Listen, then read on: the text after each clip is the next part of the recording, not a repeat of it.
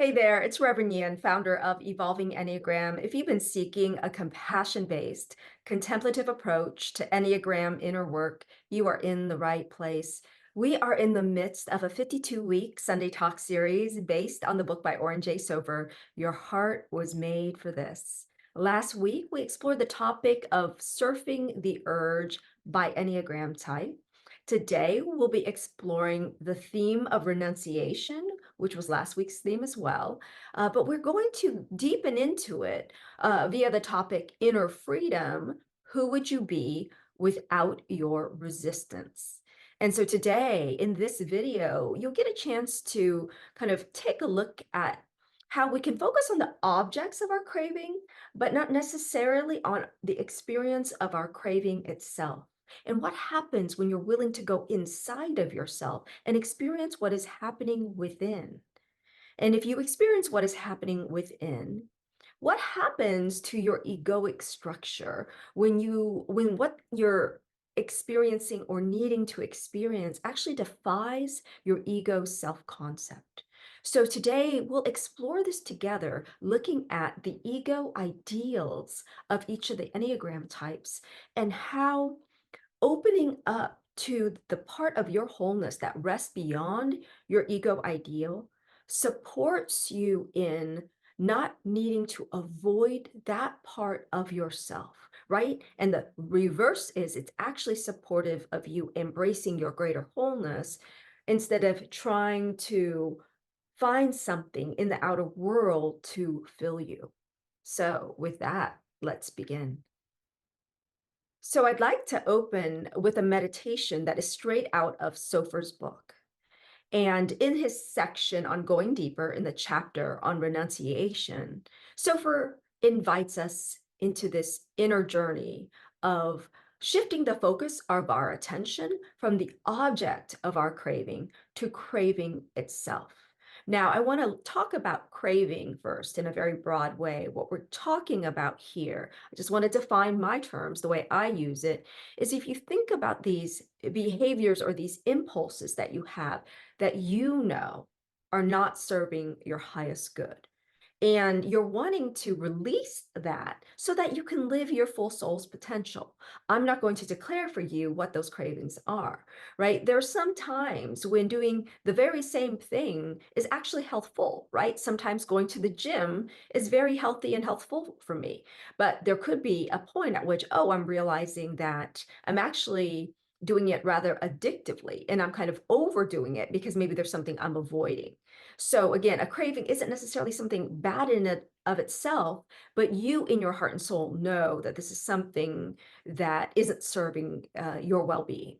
Okay, so with that, I invite you to get situated, sitting or reclining comfortably. And what we'll do is we're going to go into a brief meditation. Then I'll share some Enneagram informed reflections. And then we'll close it with a little bit of summing it up teaching. So we're actually going to open with our meditative practice first today. So again, inviting you to sit and sit comfortably and settle your attention in the present moment. You might connect with an anchor that anchors you, supports you in being in the present moment, like your breath or the sensations in your hands, or maybe even the sounds around you.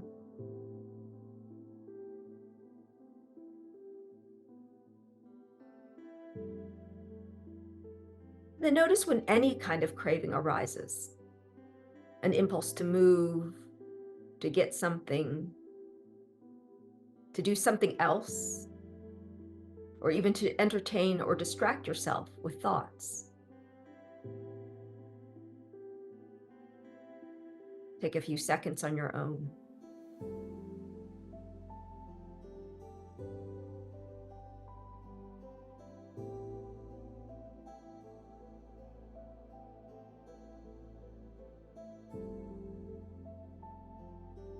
And then shift the focus of your attention from the object of your craving to the craving itself. By this I mean, if suddenly the object of my craving is wanting to move on, do something else, get up. The object would be the behavior of getting up. The craving itself would be the experience of that in my body as a felt sensation in my own body. Can you feel the experience of craving in your own body?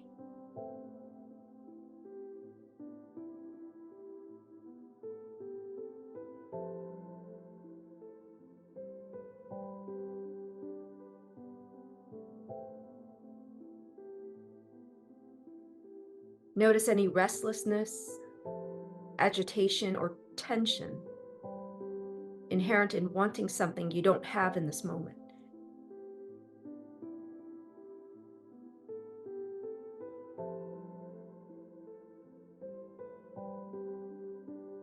See if you can sense into that in your body.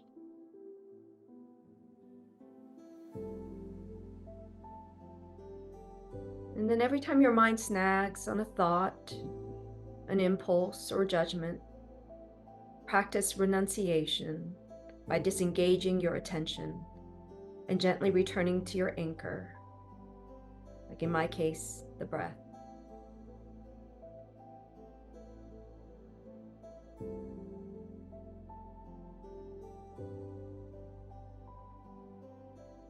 And then if you notice a particularly strong thought or impulse, kind of step back and ask, who would I be without this?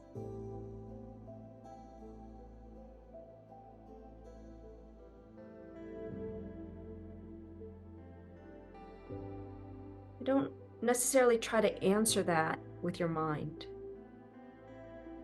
but see if you can sense,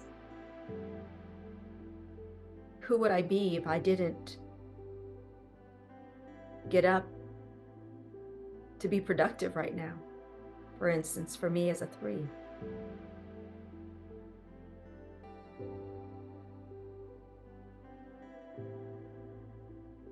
Let your body answer rather than your mind.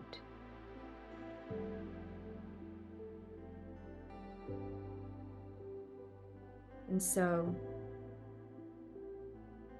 I invite you to begin to bring your awareness back. Slowly. Yeah.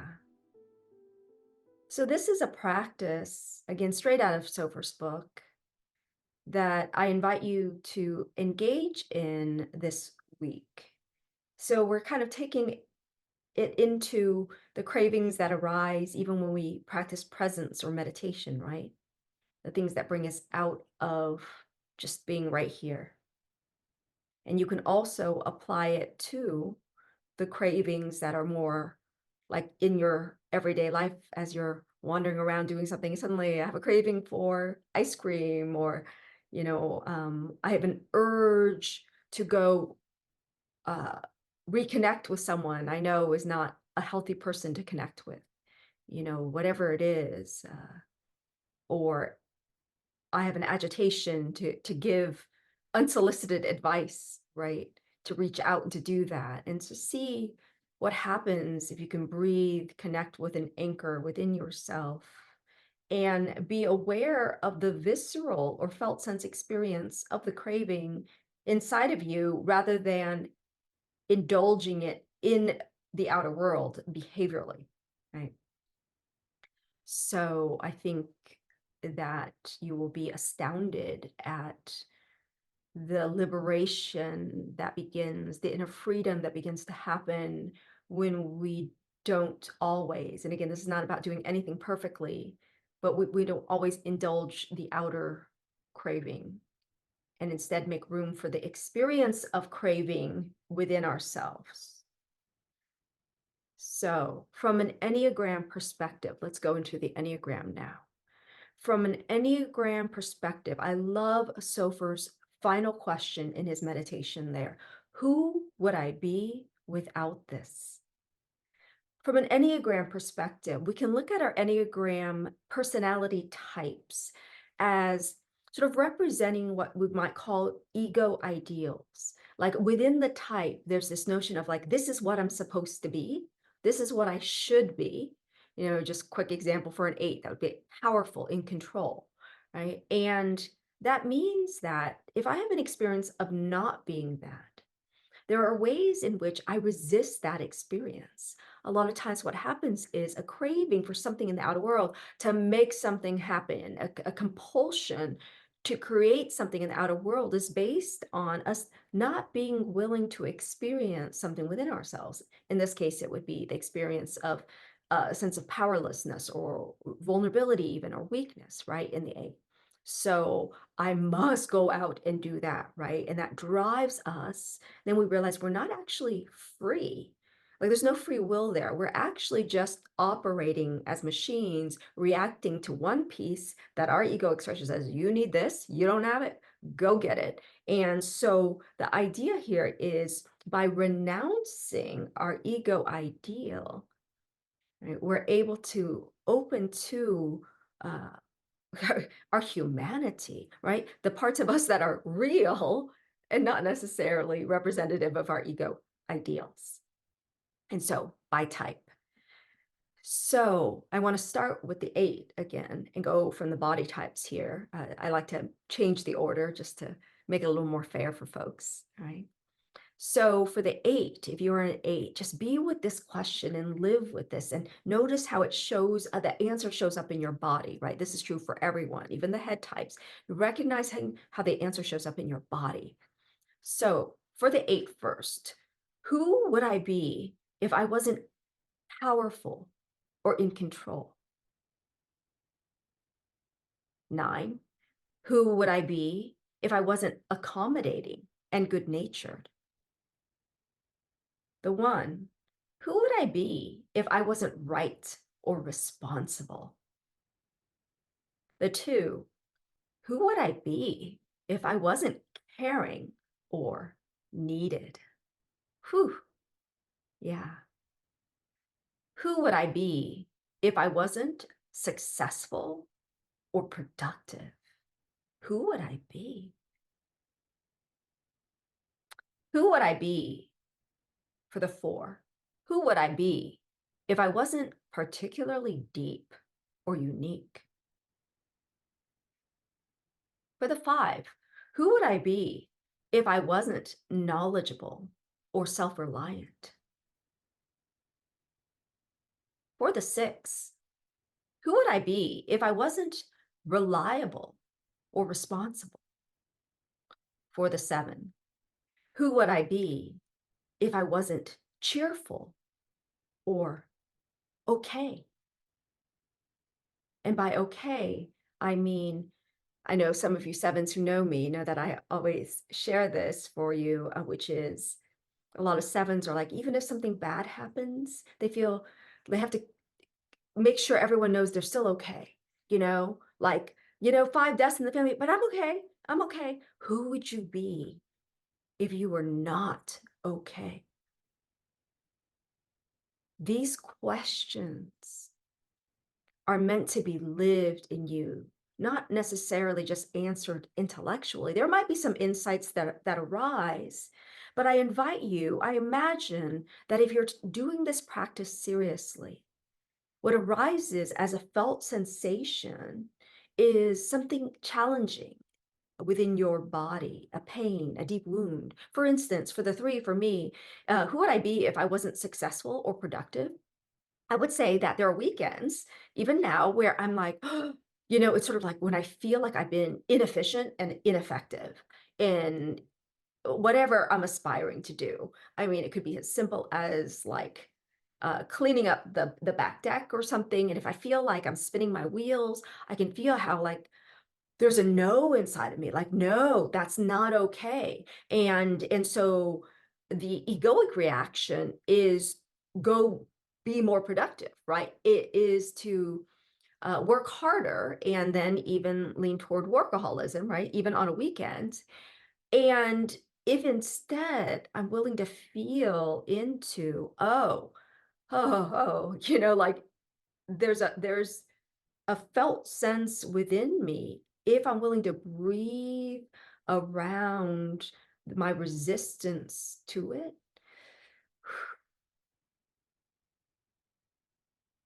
that I feel worthless.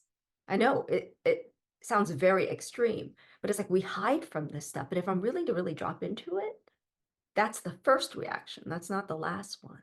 But it's like there's something that begins to reconcile if I'm willing to make space for myself to sense into that feeling of not good enough. Maybe it feels like an ache in my heart.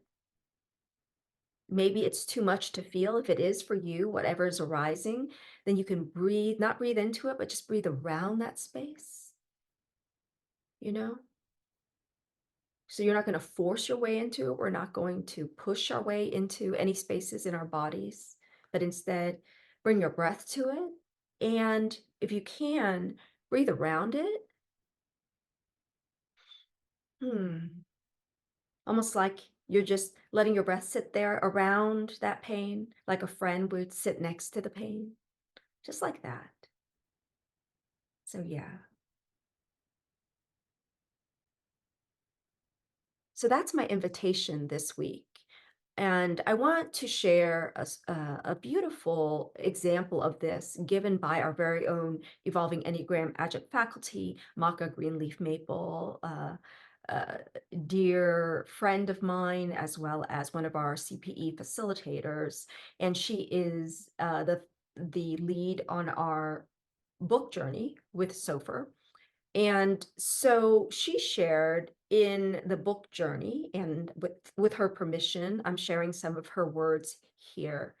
She wrote this to the group in a somatic session with Nhien yesterday. This was actually Friday when the session happened. The image of sending my breath to the places in me that presently feel most challenging yielded palpable results and offered up the seeds to a lesson on how renunciation can serve my human journey, right? Each of us has type-driven tendencies toward which we gravitate in difficult times that offer the illusion of a solution to our particular habits of suffering. This is, again, Malka's writing. For the six, the commitment to staying with the painful parts of life is as compulsory as moving away from pain can be for the seven. For example, as a six, I'm even more likely to focus on negative information that is hardwired into me as a Homo sapien, simply because I believe erroneously that I can save myself from pain in the future if I bring my full attention to risk or danger or injury, etc. And while this provides me with a formidable arsenal of useful observations, information, and skills, which may indeed help me avert painful outcomes in the future, to some extent, what I'm missing out on when I use this strategy deserves a look. Can I lean into the loving care of those around me? Can I notice my strengths and successes as readily as I attend to my perceived errors? Can I relax and have fun and enjoy my life? Yes, yes, I can. And part of how I am able to do this is by opening to the quality of renunciation. So yeah, what a beautiful and wise example from Macha here. And so I invite you to consider the power of this somatic inquiry process that I have invited you into exploring ever so gently. If you're new to this especially, be aware that you can simply, when you notice something painful within you, if you don't know exactly how to resource yourself in holding that, I would advise that you simply breathe around it. And if it still starts to be too overwhelming, breathe into the open spaces within yourself. So we're tapping into our somatic resource here that will enable us and within our bodies to organically open, to even be with our resistance while it's still there. And honor the wisdom that sometimes our resistance is there, well, always our resistance is there for a reason, but something different happens when we start to be in conscious connection with that resistance, right? With that constriction and with even the resistance to even looking at the constriction. So you can try and apply it in both ways, breathing around the constriction, but also recognizing, oh, that your own resistance to being with it can be something that you breathe with, right? And make space for. So Going back to Sofer's book, he writes, renunciation allows us to embrace the relative and open beyond it. By relative, contextually, he's talking about not thinking in absolutes, right? So we can kind of embrace the gray spaces. Renunciation allows us to embrace the relative and open beyond it by releasing the tendency to contract around anything. We realize a wider perspective, very much including the diversity at the core of a just society. Renunciation creates the possibility of holding multiple, even conflicting perspectives simultaneously. Like, wow. So we're talking about inner as well as outer unity. And we're talking about how when we embrace our wholeness within ourselves, there's a capacity that we gain in holding like polarities in the world as well. So beautiful. And so I close simply by asking this question: who would you be without your resistance? Yeah, who would you be? And then with a beautiful passage from Michael Singer, The Untethered Soul, one of my favorite books of all time. And he talks a lot about opening our hearts, being open and not resisting any of life's experiences, right? So he writes, the only thing you have to know is that opening allows energy in and closing blocks it out. Now you have to decide whether or not you want this energy. How high do you want to get? How much love do you want to feel? How much enthusiasm do you want to have for the things you do? If enjoying a full life means experiencing high energy, love, and enthusiasm all the time, then don't ever close. So as we do this work, we begin to recognize not only the places that have been closed in the past, but we recognize when a new experience is coming, oh, and our ego's like, oh, that doesn't fit my ego ideal. There's a closing around it. And instead, as we develop the skill, we start to see that it's closing. And instead of letting it close, we embrace it right there and then. Here's to inner freedom. And who would you be without your resistance? Namaste.